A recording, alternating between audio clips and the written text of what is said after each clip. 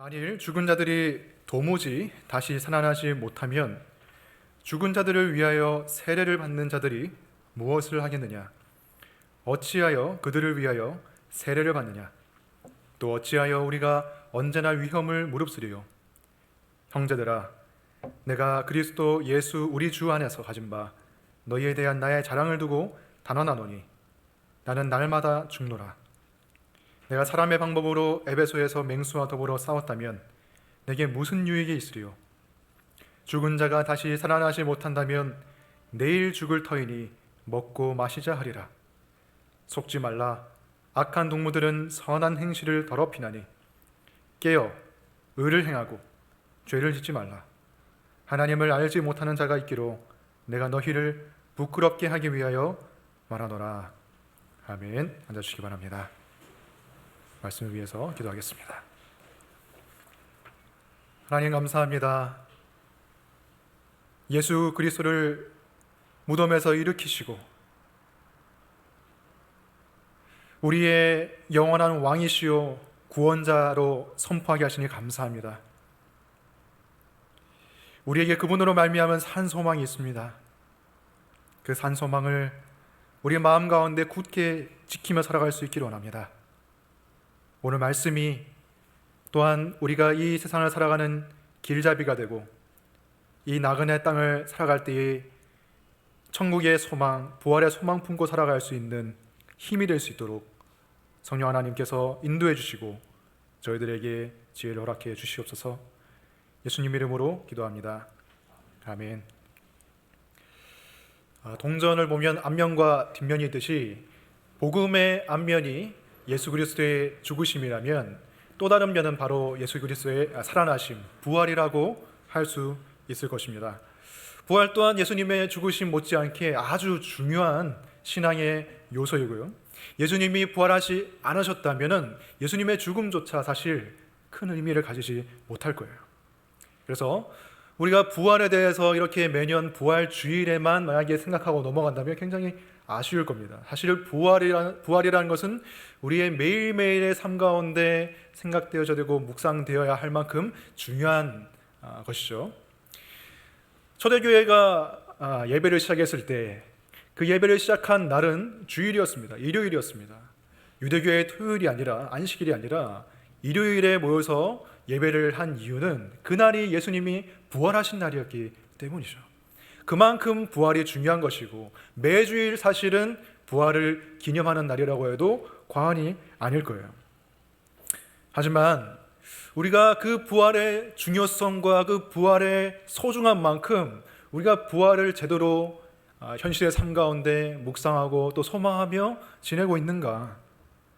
사실 그렇지 못한 것이 오늘날의 현실입니다. 그 이유가 무엇이 있을까?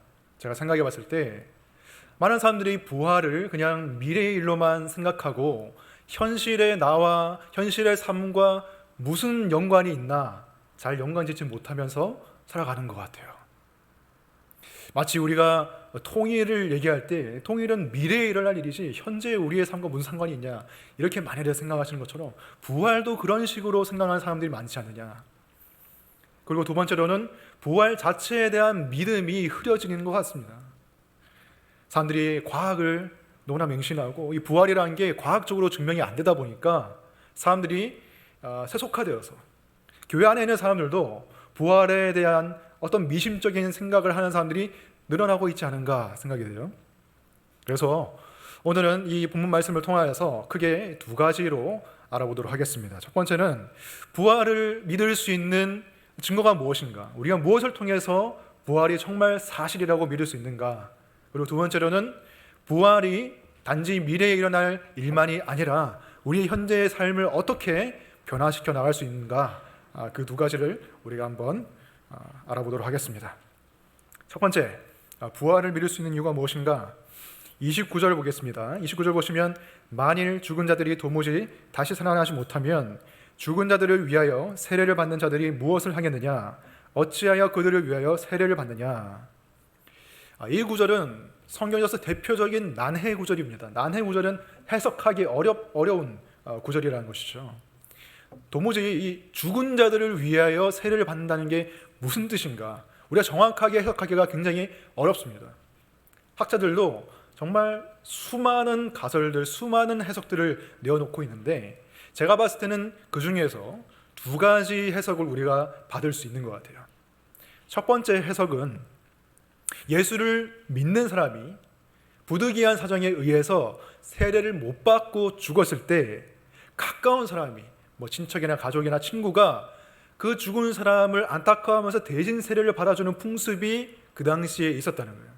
물론 이건 잘못된 풍습이지만 이렇게 하면 안 되지만 인간적으로 안타까운 마음에서 죽은 사람들을 기리면서 그 사람을 대신해 세례를 받는 풍습이 행해지고 있었다는 거예요. 민간에서. 두 번째 가능성 있는 해석은 만약에 제가 믿지 않는 사람이라고 합시다. 그런데 제 어머니가 믿는 분이에요. 그래서 그 어머니께서 돌아가실 때에 우영아, 나는 이제 죽어서 천국에 갈 거야. 그리고 난 부활할 거야. 근데 너도 부활해서 너도 예수님 믿고 세례받고 교회 다니면서 나중에 부활해서 천국에서 우리 다 같이 만났으면 좋겠다 라고 유언을 하시고 돌아가신다면 제가 그 죽은 어머니를 위해서라도 그 유언을 받들기 위해서라도 교회에 나가보고 복음을 듣고 믿음을 가지고 세례를 받을 수 있겠죠. 그런 의미에서 죽은 자들을 위하여 세례를 받는다고 우리가 해석할 수 있을 거예요. 하지만 정확한 해석이 무엇인지는 우리가 알 길이 많이 없습니다. 그럼에도 불구하고 이 말씀을 통해서 사도 바울이 지금 하고자 하는 이야기는 무엇이냐면은 봐라, 죽은 자를 위해서 세례를 왜 받기느냐? 부활이 있기 때문에 그런 행동을 하고 있지 않겠느냐라고 지금 말하고 있는 거예요. 그러니까 부활을 믿지 못하는 사람에게 부활을 믿게 만들게 하기 위해서 사도 바울이 설득하고 있는 거예요. 사람들이 그렇게 민간에서 그렇게 행하는 이유가 무엇이냐? 부활이 진실로 있기 때문에, 미래의 부활이 있기 때문에 사람들이 그렇게 하지 않겠느냐라고 말하는 것이에요. 그리고 사도 바울이 이런 얘기를 하는 이유는 고린도 교회 안에 부활이 없다고 생각하는 사람들이 있었기 때문이에요. 설교 관련 말씀에서 12절을 보시기 바랍니다. 고린도전서 15장 12절 보시면 그리스도께서 죽은 자 가운데서 다시 살아나셨다 전파되었거늘 너희 중에서 어떤 사람들은 어찌하여 죽은 자 가운데서 부활이 없다 하느냐? 죽은 자 가운데서 부활이 없다고 말하는 사람들이 교회 안에 있었다는 거예요. 사실 부활에 대한 믿음이 없이는, 그 고백이 없이는 세례를 받을 수가 없고, 그것이 없이는 교회 일원이 될 수가 없죠. 어떻게 이런 사람들이 교회에 있었을까 생각해 봤을 때 아마도 교회도 이 사람이 있는 곳이다 보니까 허점이 있을 수 있겠죠.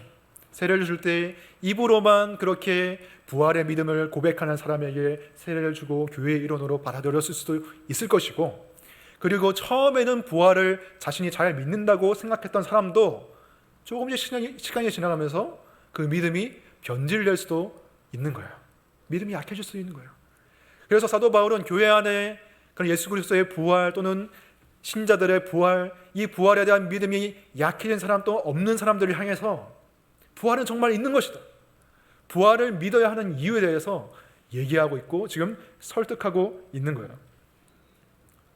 저는 오늘날도 상황이 그렇게 많이 다르다고 생각하지는 않아요. 교회에 있으면서도 교회 안에서 부활을 정말 참되게 믿지 못하고 있는 사람들이 분명히 있을 거라고 생각합니다.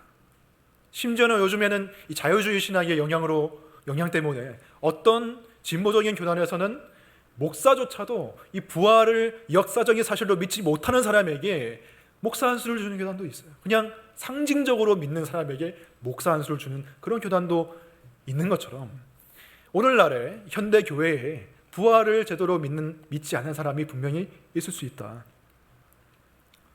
하지만 부활이라는 것은 사람들이 믿느냐 믿지 않느냐에 따라서 그 사실이 달라지는 게 아니에요. 부활은 믿든지 안 믿든지 객관적으로 일어난 역사적인 사실이고 변할 수 없는 진리예요. 마치 지구가, 지금 참 웃긴 사람들이 있는데 지구가 평평하다고 믿는 사람들이 있잖아요. 그 사람들이 모임이 있습니다. 막 주장하고 동영상도 만들고 그래요. 굉장히 이상한 걸 믿고 있죠. 근데 그 사람들이 어떻게 믿든지 말든지 지구는 둥글어요. 그게 사실이에요. 그 사람들의 믿음과 상관없이 지구는 둥글다고요. 마찬가지로 부활도 세상 사람들이 어떻게 생각하는지 상관없이 부활은 역사적으로 객관적으로 일어난 일이고 충분히 우리가 증명할 수 있는 그러한 역사적인 사실입니다. 지구가 평평하다고 믿든지 어떻게 믿든지 사실 그거는 그 사람들의 운명을 그렇게 좌지우지할 수 있는 것은 아니에요. 그냥 좀 괴짜다, 좀 무식하다 이런 말 들을 수 있지만 부활에 대해서 어떤 믿음을 가지고 있느냐는 그냥 조금 중요하다, 조금 더 중요하다 이런 식으로 말할 수 있는 게 아니라 무한히 중요한 겁니다. 왜? 부활은 우리의 현실의 삶을 뒤바꿀 뿐만 아니라 우리의 영원한 운명이 그 부활에 달려있기 때문이에요. 부활은 그만큼 중요한 것입니다. 부활이 사실이 아니라면, 부활이 일어나지 않은 것이라면, 부활이 거짓이라면 우리의 믿음도 헛것이고요, 예수님의 죽음도 헛된 것이에요. 예수님은 그냥 우리가 본받을 만한 인류의 스승으로 생각될 수도 있고, 아니면 유대교를 개혁하려고 하다가 실패한 어떤 그런 호기 어린 그런 젊은 청년으로 생각될 수도 있지만, 부활이 정말 사실이라면, 부활이 정말 객관적으로 일어난 역사적 사실이라면 이야기는 완전히 달라집니다. 예수님은 살아계실 때 자신이 그냥 인간이라고 하지 않으셨고 하나님의 아들이라고 말씀하셨고 구원자라고 말씀하셨습니다. 나와 아버지는 하나이다, 동등하다고 말씀하셨어요. 예수님은 자신이 신이라고 주장하셨어요. 만일 예수님이 부활하지 않으셨다면 그 모든 주장은 무시해도 될 거예요. 그 모든 주장은 그냥 헛소리로 치부려 될 거예요. 하지만 예수님이 정말 부활하셨다면 예수님은 하나님의 아들이고, 예수님은 더 나아가서 하나님 자신이고, 예수님은 그냥 존경할 만한 스승이 아니라 우리의 구원자이고 우리의 왕이신 거예요. 부활은 그렇기 때문에 부활은 선택을 요구하는 것입니다. 여러분, 그렇다면 부활을 믿을 수 있는 이유가 무엇일까요? 우리가 부활을 무엇을 보고 믿을 수 있을까요? 부활에 대한 직접적인 증거가 무엇일까요? 부활에 대한 직접적인 증거는 부활하신 예수님이 이 자리에 나타나시면 돼요. 그게 직접적인 증거입니다. 우리의 눈으로 볼 수 있는 직접적인 증거. 하지만 그러한 일은 예수님께서 재림하기 전까지는 일어나지 않을 일이에요. 그래서 우리는 직접적인 증거는 얻을 수가 없어요. 다만 간접적인 증거는 얻을 수 있는데, 그 간접적인 증거가 우리에게 믿음을 제공할 수 있는 충분한 증거가 되기 때문에 중요한 것이에요. 그 첫 번째 증거가 무엇이냐? 첫 번째는 예수님의 무덤이 비어 있었다는 거예요. 예수님의 시신을 발견할 수가 없었다는 것입니다. 로마 당국은 예수님의 부활을 믿지는 않았어요. 믿지는 않았지만 예수님이 부활할 거라고 말씀을 하셨고, 그리고 제자들이 혹시 예수님의 시신을 훔쳐갈까 봐 그 무덤을 커다란 아주 육중한 바위로 틀어막고, 그리고 그 앞을 로마 병사들이 교대로 밤새도록 지키게 만들었어요. 아무도 훔쳐갈 수 없게끔. 그런데 그럼에도 불구하고 예수님의 무덤은 예수님께서 죽으신 지 3일 만에 텅 빈 채로 발견했단 말이에요. 시신이 사라졌습니다. 로마 당국과 그리고 예수님을 죽이려고 했던 대제사장들의 입장에서는 큰일이 난 거예요. 이거. 시신이 사라졌다. 여러분들이 로마 당국과 대제사장들의 무리라면 어떻게 반응을 하시겠어요? 예수님의 시신이 사라졌어요. 어떻게 하면 될까요? 시신을 빨리 찾아가지고, 시신이 부패하기 전에 빨리 찾아가지고, 봐라, 예수의 시신이 여기에 있다, 예수는 부활하지 않았다, 이렇게 공표만 하면 문제는 간단하게 해결되는 거예요. 예수의 추종자들이 더 이상 얼씬거리지 않고 다 흩어질 것이고, 예수께서 부활하신다는 어떤 소망도 다 없어질 거예요. 시체만 보여주면 됩니다. 온 병력을 다 동원해가지고 동네를 샅샅이 뒤져가지고 시신을 찾으면 돼요. 찾지 못했어요. 그런데 왜 그렇습니까? 예수님이 부활하셨기 때문이에요. 그러면 정말 예수님의 제자들이 예수님의 시신을 훔쳐갈 가능성은 없었는가? 그럴 가능성은 전혀 없습니다. 왜? 예수님의 제자들은 예수님이 부활할 것을 전혀 기대도 하지 않았고 예수님처럼 자신들도 잡혀가서 죽을까 봐 벌벌 떨면서 있었어요. 그런 사람들이 무슨 로마 병사들과 용감하게 맞서 싸워가지고 그들을 무찌르고 무덤 문을 열고 예수님의 시신을 옮기는 그러한 일을 했겠습니까? 그러한 일은 일어나지 않았습니다. 오히려 그들이 벌벌 두려워서 떨고 있을 때에 예수님이 그들에게 나타나셨어요. 오늘 설교 훈련 말씀에 고린도전서 15장 4절 보겠습니다. 게바에게 보이시고 후에 12제자에게와 그 후에 500여 형제에게 일시에 보이셨나니 그 중에 지금까지 대다수는 살아있고 어떤 사람은 잠들었으며. 예수님은 게바에게 나타났습니다. 게바는 베드로의 히브리식 이름이죠. 베드로는 헬라식 이름이고 베드로에게 나타나시고 그 후에 500여 명의 형제에게 일시에 나타났다고 말하고 있어요. 수많은 부활의 증인들이 생겨났습니다. 이 고린도 전서가 예수님이 죽으신 지 한 20년 만에 쓰여졌어요. 한 22년 정도. 그렇다면 예수님을 봤던 이 500여 명의 사람들, 이 증인들 중에서 고린도 전서가 기록됐을 때 대다수는 살아있을 거라고 바울이 말했습니다. 그래서 바울의 주장이 진짜인지 거짓인지 그 500명한테 찾아가서 물어봐라. 그러면 대답해 줄 것이다. 바울이 지금 그렇게 말하고 있어요. 만약에 이 완전 거짓이라면 기독교 자체가 부흥할 수가 없었을 거예요. 그런데 신실한 증인들이 살아있었기 때문에 그들의 증언을 통해서 예수님의 부활이 힘있게 퍼져나간 것입니다. 어떤 사람은 이렇게 말합니다. 500여 명이 그냥 예수님 너무 보고 싶어가지고 예수님 부활하실 것을 이렇게 환상으로 본 게 아니냐, 헛것을 본 게 아니냐. 여러분, 500명이 일시에 똑같은 환상을 볼 수는 없어요. 그런 일이 일어나지 않습니다. 그리고 그 500명 이 사람들도 예수님의 부활을 소망한 적이 없어요. 그런데 예수님이 나타나신 거예요.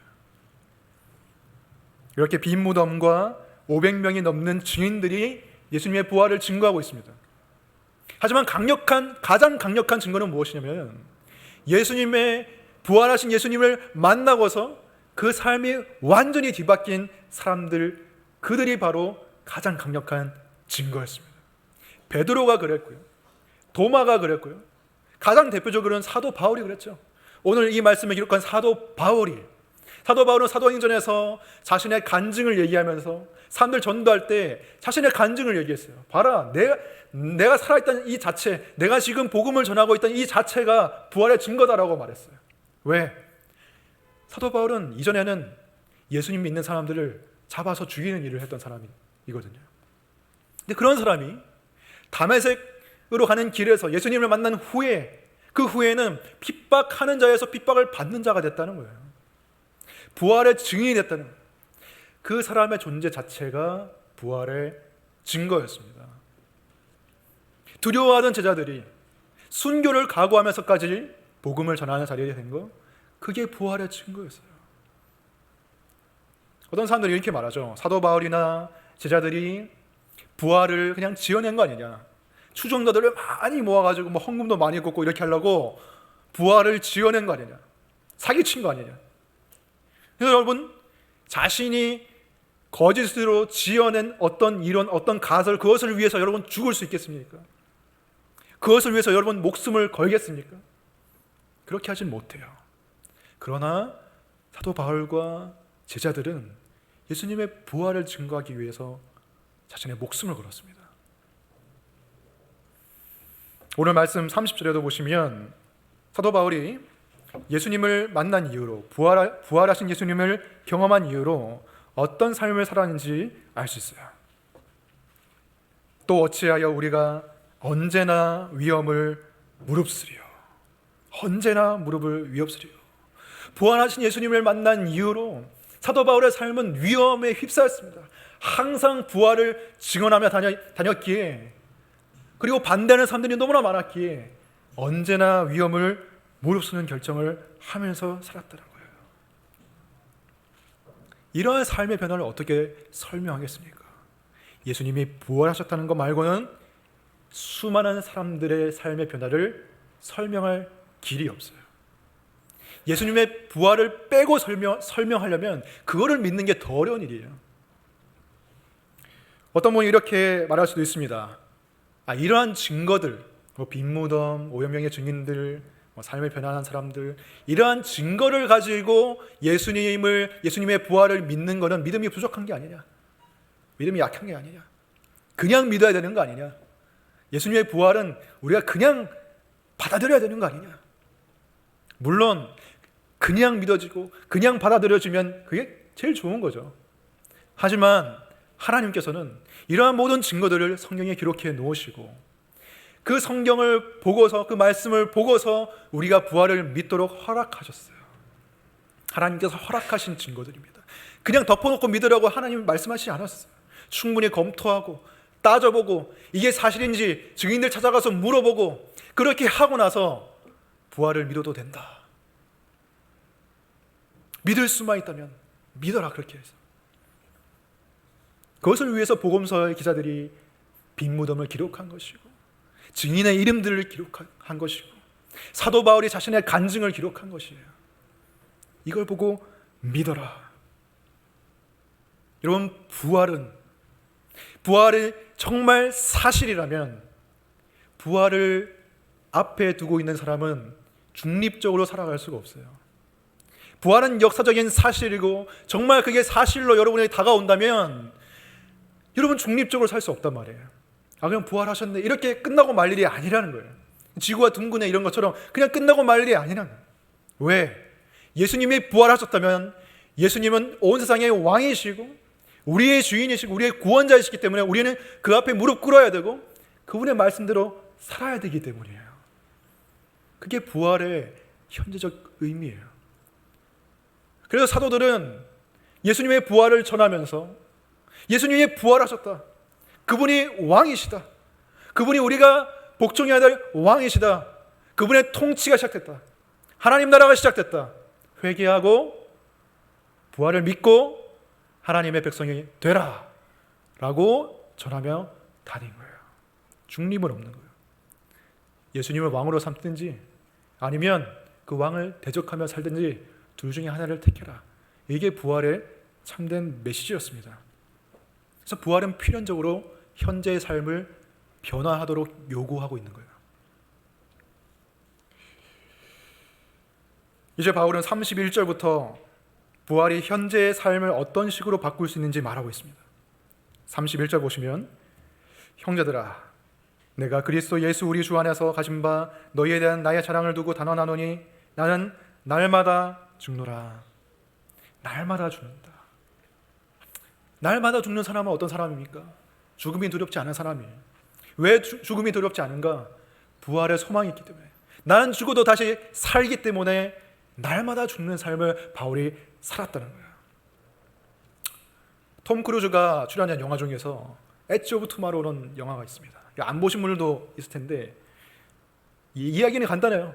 주인공이 이 지구를 침략해오는 외계인이랑 날마다 싸웁니다. 날마다 외계인이랑 싸우면서 날마다 죽어요. 가서 죽으면 근데 시간이 그 전날로 돌아갑니다. 그래서 그 다음날 또 전투를 나가서 열심히 싸우다가 또 죽어요. 처음에는 막 죽음이 막 두려워합니다. 나 죽으면 어떡하지? 너무 아프면 어떡하지?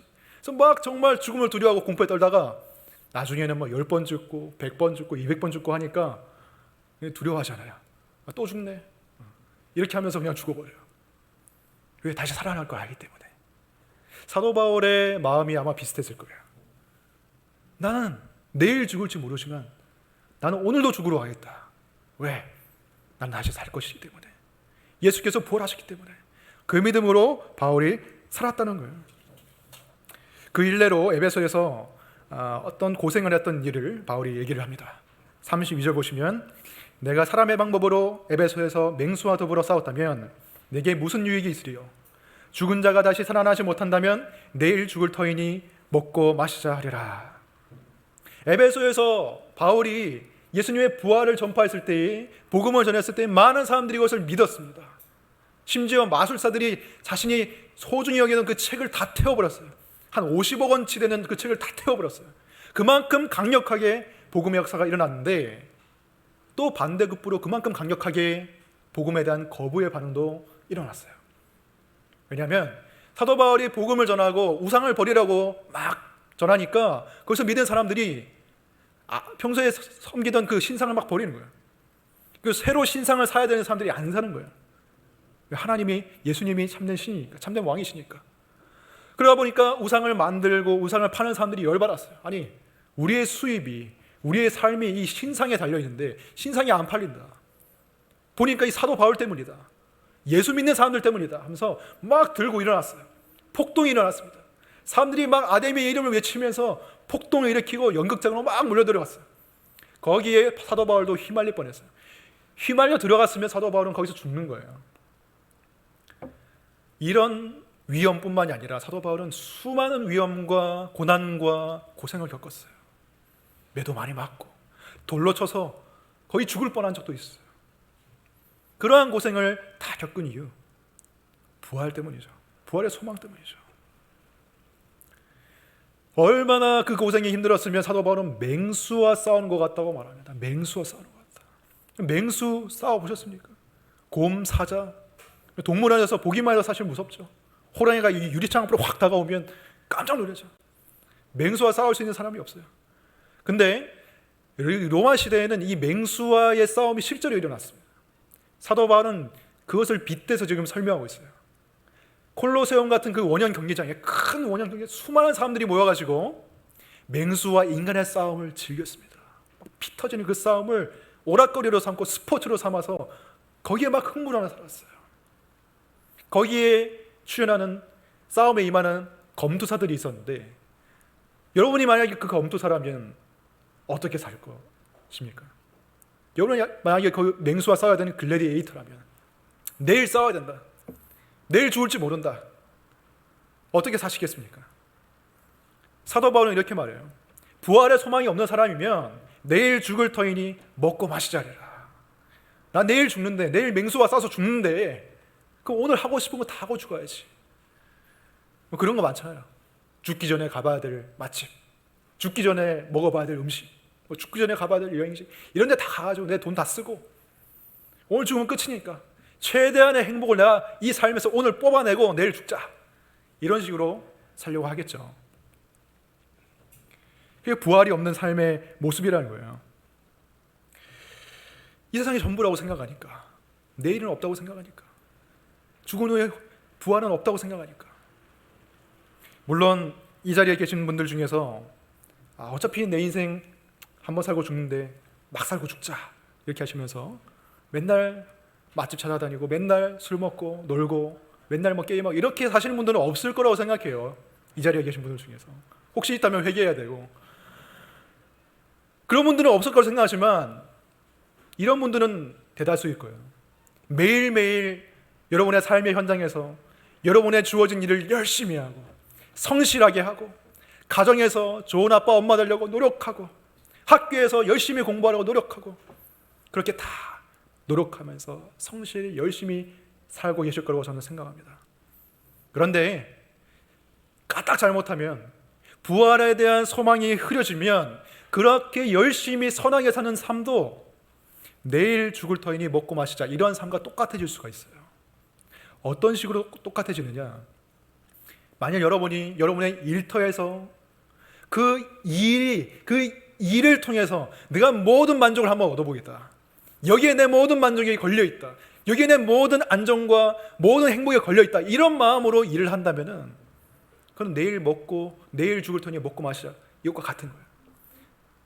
여러분이 자녀를 양육하면서 그 자녀에게 모든 내 행복과 기쁨과 만족이 달려있다고 생각하면 그게 내일 죽을 터이니 먹고 마시라고 똑같은 거예요.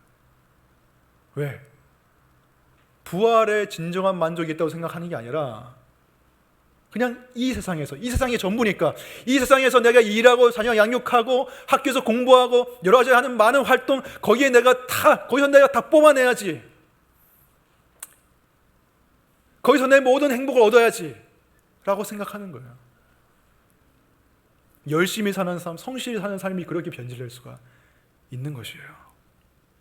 근데 여러분, 아무리 직장에서 또는 사업에서 열심히 일하고 많은 것을 이루어도 내가 원하는 만큼의 만족은 이루어지지 않고, 아무리 자녀를 훌륭하게 키워도 내가 원하는 만큼의 만족은 자녀가 줄 수가 없어요. 그 만족과 기쁨과 행복은 언제 이루어지느냐?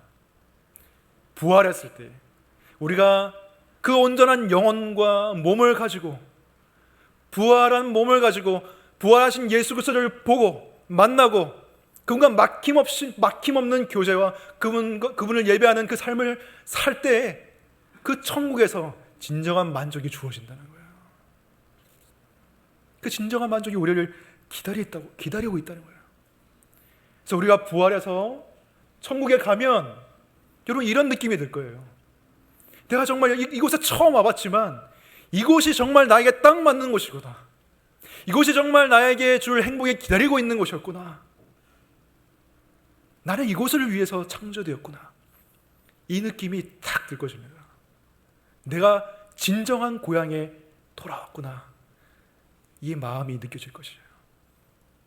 그리고 진정한 만족, 행복, 기쁨이 거기서 주어질 것입니다.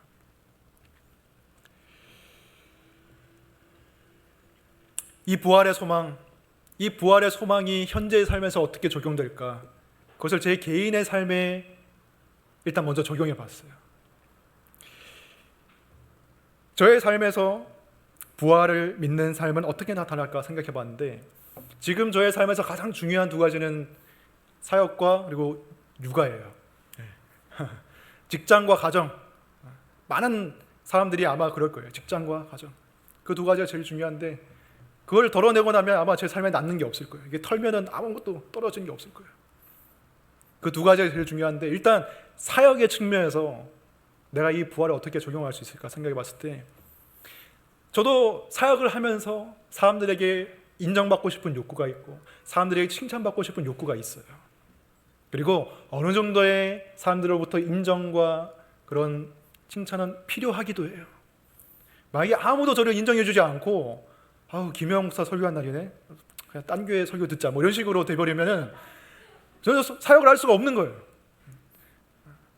어느 정도 인정은 필요해요.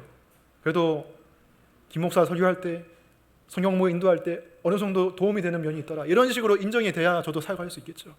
하지만 그것을 넘어서서 제가 사람들의 인정에 막 목매달고, 사람들의 인정을 주어지지 않으면 막 우울해하고, 사람들이 조금만 칭찬해주면 막 교만해지고, 이런 식으로 하면 사역이 제대로 되겠습니까? 제대로 안 되겠죠.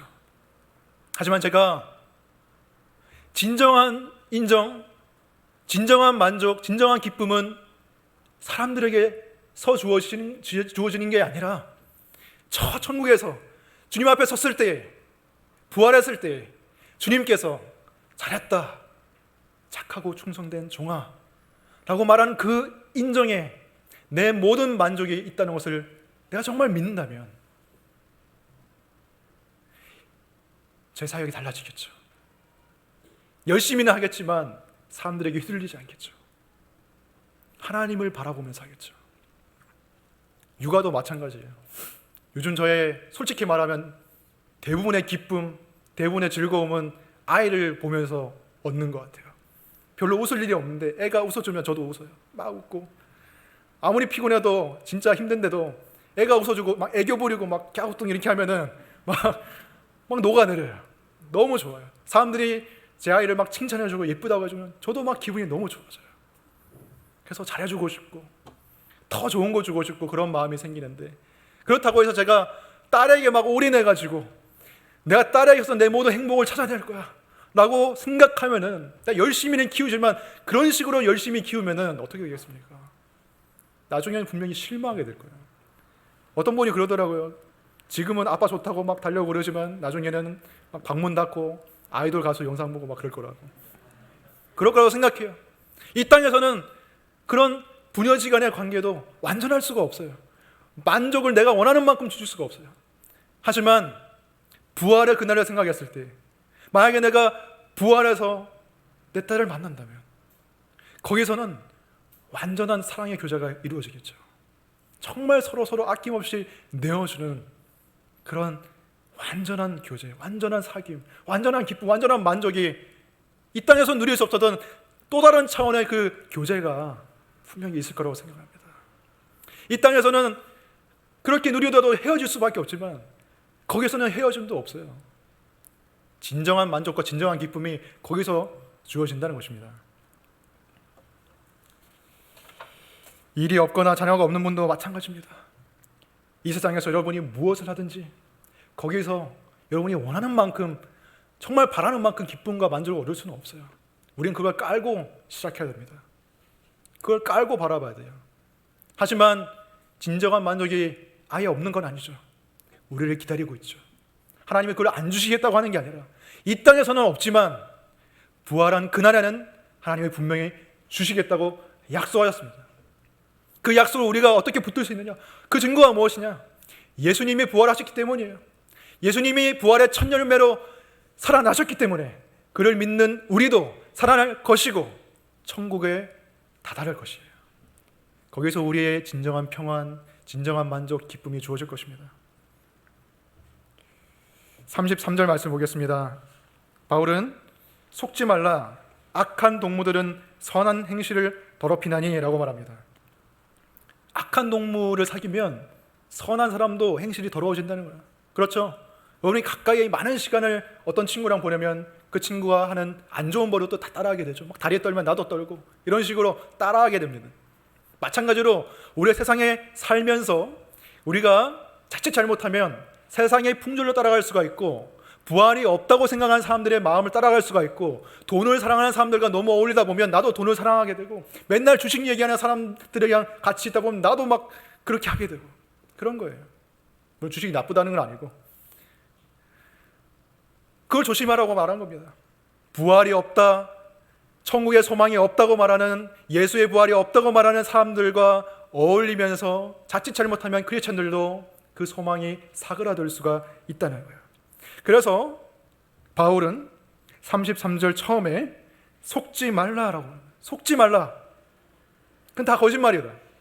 예수님의 부활은 정말 있었던 일이다. 그리고 당신들도 부활할 것이다. 세상의 이야기에 속지 말라고 말합니다. 그리고 34절에서 깨어있으라고 말합니다. 깨어있으라. 잠자지 말고 깨어있으라. 졸지 말고 깨어있으라. 잠을 자는 사람은 주변에서 무슨 일이 일어나는지 몰라요.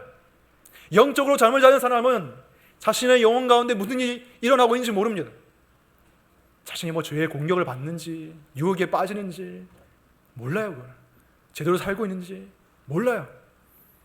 위험한 상황에 영혼이 이르렀는데도 그걸 몰라요. 그 영적으로 잠자고 있는 것입니다. 깨어있으라고 말합니다. 깨어 의를 행하고 죄를 짓지 말라. 하나님을 알지 못하는 자가 있기로 내가 너희를 부끄럽게 하기 위하여 말하노라. 사도 바울은 대놓고 말하고 있어요. 지금 잠자고 있는, 지금 속고 있는 너희들, 내가 너희를 부끄럽게 하기 위해서 이 말을 쓴다. 좀 부끄러웠으면 좋겠다. 그 말에 저는 이렇게 들립니다. 지금 사도 바울의 말을 듣고 설교를 듣고 성경 말씀을 읽고 지금 살면서 부끄러워해라. 지금 당신의 죄를 회개해라. 지금 당신의 삶을 바꿔라. 그렇지 않으면 부활해서 주님의 심판대 앞에 섰을 때 그때 어마어마한 부끄러움을 당하게 될 것이다. 둘 중에 어느 쪽을 택할래? 바울이 그걸 말하고 있는 거야. 지금 부끄러울래? 아니면 나중에 부끄러울래? 성경에서 깨어있으라고 말할 때 항상 세트로 나오는 것은 심판에 대한 얘기입니다. 예수님께서도 마태복음 25장에서 깨어있으라고 말하면서 말씀하신 비유 세 가지가 열처녀 비유, 달란트 비유, 그리고 양과 염소를 심판하는 비유예요. 다 심판에 대한 것이에요. 그냥 부활하면 우리는 심판대 앞에 설 것이기 때문에 사도 바울은 그래서 고린도 후서 5장에서 부활에 대해서 얘기하면서 그것을 심판과 연결시킵니다. 10절 말씀 보시면, 고린도 후서 5장 10절 말씀 보시면, 이는 우리가 다 반드시 그리스도의 심판대 앞에 나타나게 되어 각각 선악간에 그 몸으로 행한 것을 따라 받으려 함이라. 여기서 우리가 누구입니까? 우리는 믿지 않는 사람들 뜻하는 게 아니에요. 믿는 사람들 뜻하는 거예요. 사도 바울을 포함해서 사도 바울의 메시지를 받고 있는 고린도 교인들이 우리예요. 우리도 부활하면 주님의 심판대 앞에 서서 각각 자신의 몸으로 선악간에 행한 것을 심판받게 될 것이다.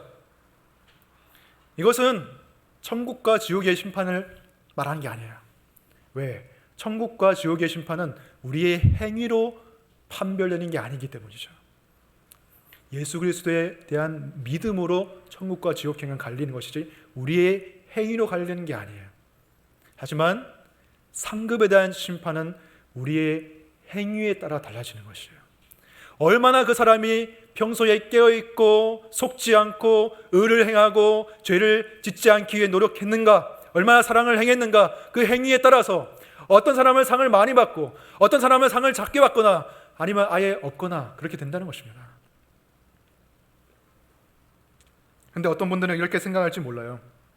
아니 어차피 천국에는 다 가는 거 아닙니까? 천국에만 가면 되지. 천국에 가면 모든 게 다 행복할 텐데 상을 받고 안 받고가 뭐 그렇게 중요합니까? 학교 졸업할 때도 수석 졸업하는 건 뭐 좋지만 그냥 학점 겨우겨우 채워가지고 F 몇 개 있어도 CD 이런 거 있어도 학점 조금 채워가지고 간신히 졸업하는 거 그래도 졸업하는 거 똑같은 거 아닙니까? 뭐 이렇게 말하는 사람도 있을지 몰라요. 하지만 여러분, 물론 천국 가면 행복하겠죠. 정말 더할 나위 없이 행복할 것입니다.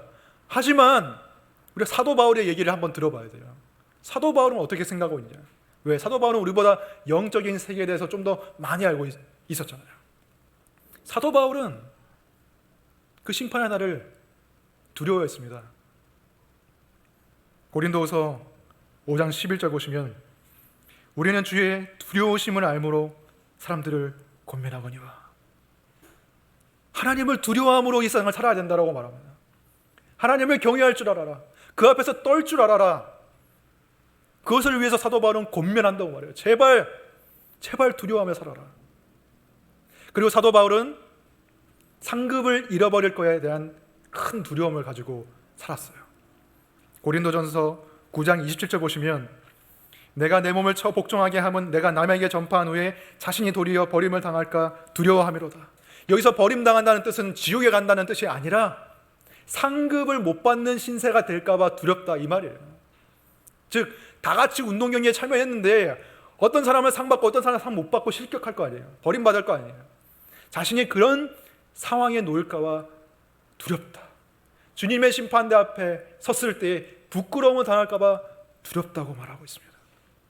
그 부끄러움을 면하기 위해서 사도 바울은 이 삶 속에서 자신의 몸을 쳐서 복종시킨다고 말해요. 마치 올림픽을 준비하는 운동선수들이 매일매일 절제하고 고된 훈련을 감내하듯이 몸을 쳐 복종시키듯이 자신도 그렇게 한다고 말해요. 우리는 부활한 뒤에 예수님의 보좌 앞에서 어떤 식으로 심판을 받을지 우리는 자세히 알지를 못합니다. 그 과정이 어떤 차례로 이루어질지 아니면 상이 무엇일지 부끄러움은 우리가 얼마나 느낄지 우리가 아는 것은 별로 많지 않습니다. 하지만 우리가 이 땅에서 경건하게 살 만큼의 정보는 우리가 다 가지고 있어요. 사도 바울을 보십시오. 사도 바울은 부끄러운 시대가 될까 봐 두려워했습니다. 그러면 우리도 두려워하는 게 맞지 않을까요? 상급을 받지 못할까 봐 두려워하는 게 맞지 않을까요? 근데 어떤 사람은 이렇게 말할지 몰라요. 아니 두려움은 선을 행하는 올바른 동기가 아닙니다. 두려움을 가지고 행하는 것은 하나님이 원하시지 않습니다. 하나님의 구원에 감사하면서 사랑과 기쁨과 자원하는 마음으로 해야지 왜 두려운 마음으로 합니까? 맞는 말입니다. 그게 베스트죠. 하지만 하나님을 두려워하지 않고 죄를 지으며 사는 것보다 깨어있지 않고 사는 것보다 두려워하면서 깨어서 의를 행하고 죄를 짓지 않는 게 더 좋은 삶입니다. 그리고 사도 바울의 심정에 두려움만 있지는 않았어요. 사도 바울은 상에 대한 기대와 설렘을 가지고 살았어요. 이제로부터는 나를 위해 의의 면류관이 준비되어 있다. 그 설렘을 가지고 살았습니다. 올림픽에 출전하는 선수들도 두려워하지만은 않죠. 실격할까 봐 두려움도 있지만 내가 지금 몸을 쳐서 복종시키고 내가 끼어서 정말 연습하고 훈련하면 그날에 나는 정말 국가를 부르면서 내 손을 가슴에 얹고 메달을 걸고 영광을 누릴 수가 있겠지. 이 설렘, 이 떨림을 가지고 사도 바울이 살았다는 거예요. 우리도 두려움과 떨림과 그 설레는 마음으로 이 세상을 살아야 되겠죠. 상급을 바라는 것은 율법주의가 아닙니다. 율법주의는 자신의 행위로 구원을 얻어내려고 하는 것이죠. 하지만 상급은 자신의 행위에 달려 있는 거예요.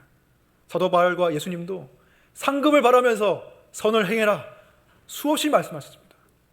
문제는 이 세상이 주는 상을 바라는 것이 문제지, 그래서 이 세상의 눈치를 보면서 살아가는 게 문제지, 하나님이 주실 그 상을 바라면서 소망하면서 사는 것은 그 문제가 되는 게 아니에요. 오히려 권해야 되는 거예요. 상을 바라라. 상을 바라고 달려가라. 우리가 그렇게 살아야 되는 것입니다. 그러면 누가 상을 받을 사람입니까? 저같이 목회자나 아니면 오지에서 선교하시는 분이나 그러한 분들만 상을 받겠습니까? 아니죠. 예수님께서는 마태복음 10장 42절에서 말씀하셨습니다. 작은 자 중 하나에게 냉수 한 그릇이라도 주는 자는 결단코 상을 잃지 않을 것이다.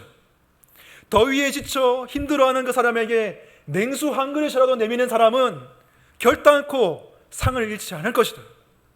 그 작은 행위라도 하나님의 사랑을 담아서 하는 자에게는 상이 있을 거라고 말씀하셨어요. 반대로 아무리 사람들 보기에 휘황찬란하고 위대한 업적을 세우는 것 같고 그러한 사람이라 할지라도 주님 앞에 갔을 때 상을 못 받고 쫓겨날 수도 있어요. 마태복음 7장 22, 23절 보시면 예수님께서 말씀하셨습니다. 그날에 많은 사람들이 나더러 이르되 주여 주여 우리가 주의 이름으로 선지자 노릇하며 주의 이름으로 귀신을 쫓아내며 주의 이름으로 많은 권능을 행하지 아니하였나이까 하리니 그때 내가 그들에게 밝히 말하되 내가 너희를 도무지 알지 못하니 불법을 행하는 자들아 내게서 떠나가라. 아무리 사람들 보기에 부러워할 만한 일을 한 사람이라 할지라도 하나님 앞에 상급이 없을 수 있습니다. 아무리 큰 일을 해도 그게 다 자신의 영광을 위해서 아무런 사랑 없이 한 것은 상이 없다. 하지만 아무리 작은 일이라도 큰 사랑을 담아서 하면 상급이 있다는 것입니다. 그리고 그 상급마저도 하나님의 은혜입니다. 상급은 하나님의 은혜예요. 우리의 행위에 달려있지만 그것조차 은혜예요. 왜? 사실 우리가 당연히 해야 할 일인데 하나님이 상급을 주시기 때문이에요. 우리는 구원받았기 때문에, 아니 그 이전에 우리는 하나님의 피조물이기 때문에 하나님 명령대로 살 의무가 있습니다. 그 의무대로 다 했다고 해서 우리가 하나님 앞에 상을 요구할 수가 있겠습니까? 없어요. 하지만 하나님이 은혜로 상을 주시는 거예요. 그것이 은혜 위에 은혜입니다. 구원받은 은혜도 감사한데 잘했다고 상급까지 주시는 거예요. 부모의 마음이죠. 자식이 부모에게 효도하는 건 당연한 일이지만 부모는 잘했다고, 더 잘하라고 상을 주는 거예요. 그게 하나님의 마음이에요. 하나님 말씀대로 사는 건 당연한 일이지만 더 힘내라고, 천국까지 더 힘내서 오라고 하나님 상 주시는 거예요. 그런 의미에서 바울은 15장 58절에서 이렇게 말합니다. 그러므로 내 사랑하는 형제들아 견실하며 흔들리지 말고 항상 주의 일에 더욱 힘쓰는 자들이더라. 이는 너희 수고가 주 안에서 헛되지 않은 줄 알미라. 여러분의 수고가 헛되지 않을 것입니다. 여러분이 처한 환경 가운데서 가정이나 일터나 학교나 모든 곳에서 여러분이 조금 더 예수님을 닮아가려고, 조금 더 깨어있으라고, 조금 더 말씀대로 행하기 위해서 분투하며 싸우는 그것을 하나님은 다 알고 계시고 하나님은 그걸 다 갚아주실 거예요. 여러분이 하나님을 위해서 살려고 하다가 억울한 일 당한 거, 속상했던 거 하나님이 다 알아주시고 다 풀어줄 것입니다. 그 부활의 소망을 우리가 가지고 살아야 되는 거예요. 예수님께서 부활하셨기 때문에 우리도 부활할 것이고 그 소망은 희미한 것이 아니라 확실한 것입니다. 여러분이 부활 소망 없이 이 땅에서 올인하고 이 땅의 삶에 전부를 건다면 그 걸었던 것도 다 잃어버릴 것이고 세상 이 부활의 상급도 잃어버릴 것입니다. 하지만 부활의 상급을 바라보면서 이 땅에 살아간다면 이 땅에서도 마음의 평안을 누릴 것이고 그리고 부활의 상급도 얻을 것입니다.